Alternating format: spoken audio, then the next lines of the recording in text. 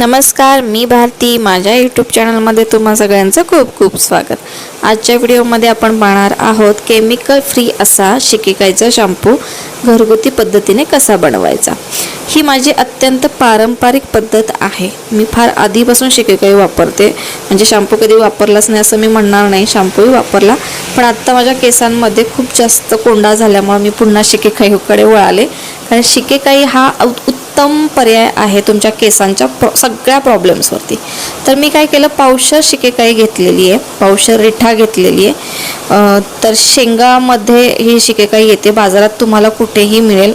बाजारात जे आपले मसालेवाले बसतात आठवडी बाजारामध्ये, तर तिथे ही शिकेकाई त्यांच्याकडे खूप चांगल्या पद्धतीची मिळते, खूप चांगल्या क्वालिटीची मिळते.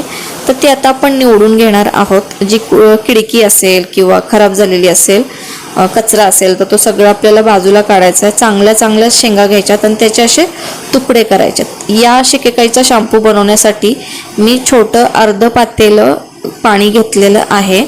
तर त्याच्यातच मी हा शिकेकाईचा शॅम्पू बनवणार आहे. तर ही रात्रीची वेळ आहे. रात्री काय करायचं, शिकेकाई पाण्यामध्ये अशी भिजायला ठेवायची. त्याचप्रमाणे रिठा सुद्धा भिजत ठेवायची. तर आता यासाठी मी काय केलं की प्रमाण जर सांगायचं झालं तर वाटीभर शिकेकाई घेतली आणि वाटीभर रिठा घेतला. आता आपल्याला शॅम्पूची जास्त फेस होण्याची सवय असते, त्याच्यामुळे जर तुम्हाला जास्त फेस हवा असेल तर रिठाचं प्रमाण वाढवायचं. कारण रिठामुळेच त्याला फेस मिळतो आणि क्लिन्झिंग चांगलं होतं आपल्या केसांचं. तर जर मी वाटीभर शिकेकाई घेतली असेल तर तुम्ही 1.5 वाटी किंवा 2 वाटी रिठा घेऊ शकता. मला एवढं प्रमाण बास आहे, कारण माझी हाफ लेंथ आहे, पाठीपर्यंत केस आहेत. तर त्याच्यासाठी एवढं प्रमाण माझ्यासाठी पुरेसं आहे. कारण याच्यातच माझे बरोबर महिनाभर जाईल एवढा शॅम्पू तयार होईल. कारण आपण आठवड्यातनं 2दाच केस धुतो, म्हणजे मी तरी आठवड्यातनं 2दा केस धुते. तर मला किमान 15 ते 20 दिवस हा शॅम्पू आरामात जाईल. तर मी पाण्यामध्ये त्याचे तुकडे केले आणि टाकले आणि आपल्याला हे रात्रीचं भिजत ठेवायचेत. तर हे प्रमाण घेऊन मी पाण्यामध्ये टाकलंय आणि आता मी ते पाण्यात उकळायला ठेवणार आहे. आपल्याला फार शिजवायचं नाही आहे, आपल्याला थोडंसं हलकंसं गरम पाण्यामध्ये त्याला थोडीशी उकळी काढायची, जेणेकरून ते अर्धवट शिजले पाहिजेत, कारण पूर्ण शिजले जातच नाहीत. पण हे तुम्ही करत असताना तुम्ही म्हणाल की आता कुकरला लावलं तर एकदम गाळ शिजतील, तर नाही, तसं करायचं नाही. कारण रिठा आपण त्याच्यामध्ये टाकलेला आहे, तर त्याला फेस होऊ शकतो आणि फेस सगळा बाहेर येऊ शकतो. आणि पातेल्यात सुद्धा शिजवताना तुम्ही त्याच्यावरती झाकण नाही झाकायचं, तर आहे तसंच ठेवायचं. तर दुसरी पद्धत आहे, या शिकेकाईची आणि रिठाची पावडर करायची आणि सेम याच पद्धतीने रात्रभर भिजत ठेवायचं आणि सकाळी त्याचा शॅम्पू तयार करायचा. तर आता मी काय केलं, दुसरी पद्धत दाखवते की ज्याच्यामध्ये रिठाच्या अशा बिया काढायच्या. रिठा खूप जास्त क्वांटिटीत आणायची नाही, म्हणजे किलो 2 किलो अशी घेऊन नाही ठेवायची. पावशर अर्धा पावशर असं प्रमाण ठीक आहे. कारण का पावसाळ्याचे दिवस चालू आहेत, तर याच्यात मॉइश्चर पकडू शकतं आणि रिठा आणि शिकेकाई अशी चिकट होते, खराब होते. त्याच्यामुळे थोड्याशाच प्रमाणात आणायचे, कारण पावशर सुद्धा आपल्याला 1.5 महिने आरामात जाते. तर आता मी हे पातेल्यामध्ये टाकलंय आणि ते मी अर्धवट शिजवून घेते. पूर्णपणे ते शिजल्यासारखे तुम्हाला अजिबात दिसणार नाहीत, कारण तुम्ही जर हाताने चेक केलं तर ते आहे तसेच दिसतील, फक्त त्यांचा कलर सुटलेला दिसेल. तुम्हाला दिसत असेल की पाण्याचा कलर पूर्णपणे चेंज झालेला आहे, एकदम असा चॉकलेटी कलर आलेला आहे. आता दुसऱ्या याच्या वेळेस मी काय केलं की जे रिठाच्या बिया काढल्या आणि शिकेकाईच्या बिया काढल्या आणि त्याची अशी पेस्ट करून घेतली आणि ही अशी पेस्ट पुन्हा आपण तशाच गरम पाण्यामध्ये टाकून अर्धवट शिजून घ्यायची आणि रात्रभर भिजत ठेवायची. अगदी तसंच जसं मी हे अख्ख्या रिठाने शिकेकाईचं केलंय तसंच. आता माझं बऱ्यापैकी अर्क निघालेला आहे आणि मी त्याच पाण्यात रात्रभर भिजत ठेवणार आहे, झाकण झाकून. दुसऱ्या दिवशी सकाळी पाहिल्यानंतर तुमच्या लक्षात येईल पाण्याचा पूर्णपणे कलर बदललेला आहे. रिठा आणि शिकेकाई पाहू शकता तुम्ही पूर्णपणे छान अशी भिजलेली आहे. चिंच भिजल्यानंतर त्याचा जसा लगदा निघतो किंवा कोळ निघतो ना, अगदी सेम तसंच रिठा आणि शिकेकाईचं निघतं. तुम्ही बघू शकता की ती मऊ अशी शिजून निघाल्यासारखी भिजलेली आहे. ती एकदम अशी गाळ होतीये. पाण्याचा कलर सुद्धा किती सुंदर आलेला आहे, एकदम नॅचरल कलर आहे. कुठल्याही प्रकारचं आर्टिफिशियल याच्यात आपण केमिकल टाकलेलं नाहीये, काहीही केलेलं नाहीये, हे सगळं नॅचरल आहे. आणि त्याच्यामुळे रिठा आणि शिकेकाई आपल्या केसांसाठी अतिशय उपयुक्त अशी आहे, कारण केमिकल फ्री आहे. तुमच्या केसांच्या जेवढ्या पण समस्या आहेत त्याच्यावरती हा अतिशय उपयुक्त असा परिणामकारक आहे. तर त्याच्यानंतर काय करायचं, तर आपली ही भिजवून झालेली आहे तर त्याचा असा चुरा करायचा, असं गाळ काढायचा आपल्याला. लक्षात ठेवा, तुम्हाला ही अशी घट्टसर लिक्विड मध्येच कन्वर्ट करायची, घट्टसर लिक्विडच आलं पाहिजे. आता तुम्ही बघू शकता फेस किती निघालाय त्याचा. मी किती छोटं प्रमाण घेतलेलं, पण त्याचं पाणी सुद्धा बघा किती निघालंय आणि त्याचा फेस सुद्धा किती झालेला आहे. आणि हे टोटल नॅचरल आहे. पुन्हा सांगते मी, हे पूर्णपणे केमिकल फ्री आहे. याच्यात मी कुठल्याही प्रकारचं केमिकल ऍड केलेलं नाहीये. मी त्याचा पूर्णपणे लगदा काढून गाळ काढून असा चोथा तयार केलेला आहे. आता हे आपल्याला नंतर गाळून घ्यायचंय. शिकेकाईचा तुमच्या केसांसाठी अँटीऑक्सिडंट म्हणून सुद्धा काम करतं. दुसरी महत्वाची गोष्ट काय आहे की केमिकलचं जर का तुमच्या केसांना काय अफेक्ट झाले असतील तर ते सुद्धा रिपेअर करण्याचं काम करतं. बघू शकता किती सुंदर फेस झाला. इतका असा माझ्या हाताला बाउन्सी बाउन्सी लागत होतं, खूप जास्त फेस झालेला आहे. मी अर्धा पातेलं पाणी घेतलं होतं शिकेकाई शिजवण्यासाठी, पण तुम्ही शेवटी पाहालच की त्याचा किती मोठा शॅम्पू निघालेला आहे. आणि याला मला खर्च जर म्हणाल ना तर मला 70 रुपये पावशेरने शिकेकाई मिळाली आणि 70 रुपये पावशेरने रिठा मिळाली. म्हणजे टोटल 140 रुपये माझे गेले. 140 रुपयात मी 4 बाटल्या शिकेकाईचा शॅम्पू तयार केला. आता 4 बाटल्या मी तसं तर तो 2 बाटल्या किंवा 3 बाटल्याच व्हायला पाहिजे, पण मी 4 बाटल्या का केल्या, कारण मला आत्ता लगेचच केस धुवायचे होते.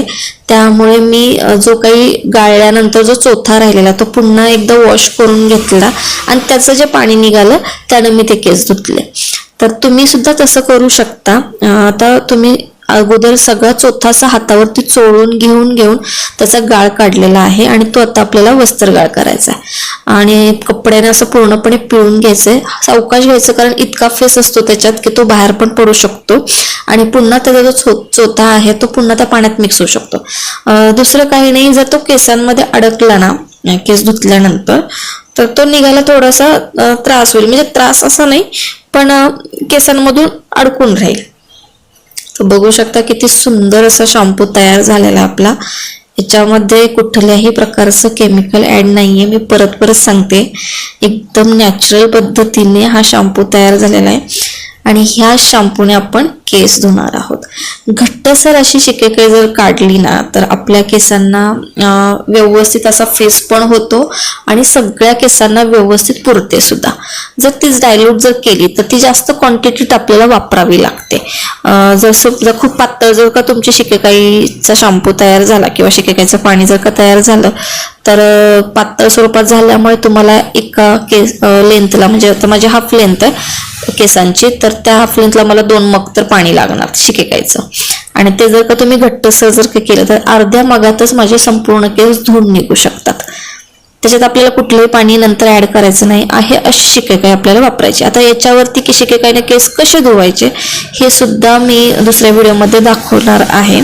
त्याच्यावरतीच तो एक सेपरेट व्हिडिओ तयार केलेला आहे.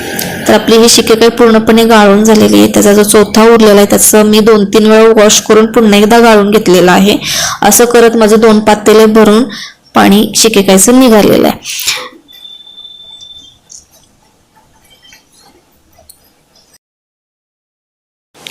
आता एवढी जी शिकेकाई आहे ती काय मला आत्ता लागणार नाहीये. मी ही बरोबर महिन्याभराची करून ठेवलेली आहे.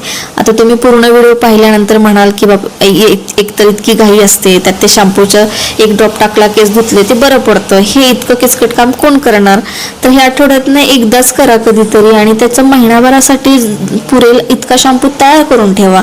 तुम्हाला काही नाही, ती बाटली फ्रीजमधून बाहेर काढायची आणि थोडीशी गरम करायची किंवा गरम पाण्यातच थोडीशी डायल्यूट करायची आणि केसांना लावायची. कारण आता थंडीचे दिवस चालू आहेत, सर्दी पकडू शकते.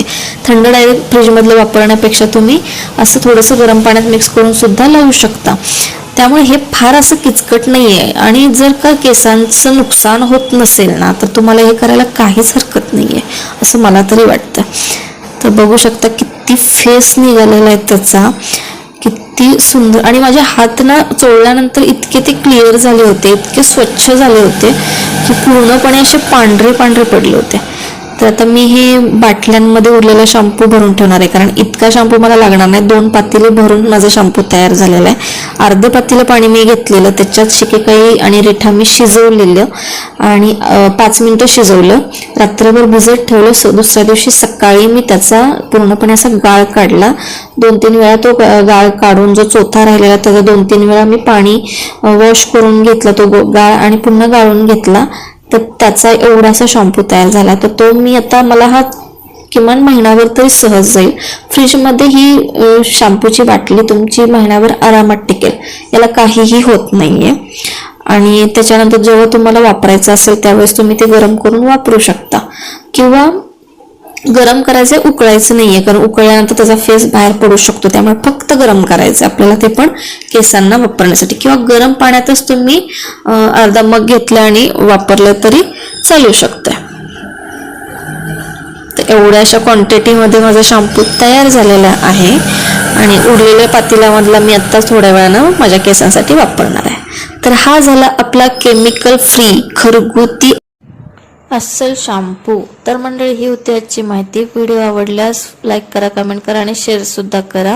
व्हिडिओ शेवटपर्यंत पाहिल्याबद्दल खूप खूप धन्यवाद. चॅनलला सबस्क्राईब करायला विसरू नका. पुन्हा भेटूया वेगळ्या विषयासहित वेगळा व्हिडिओ घेऊन. तोपर्यंत बाय बाय.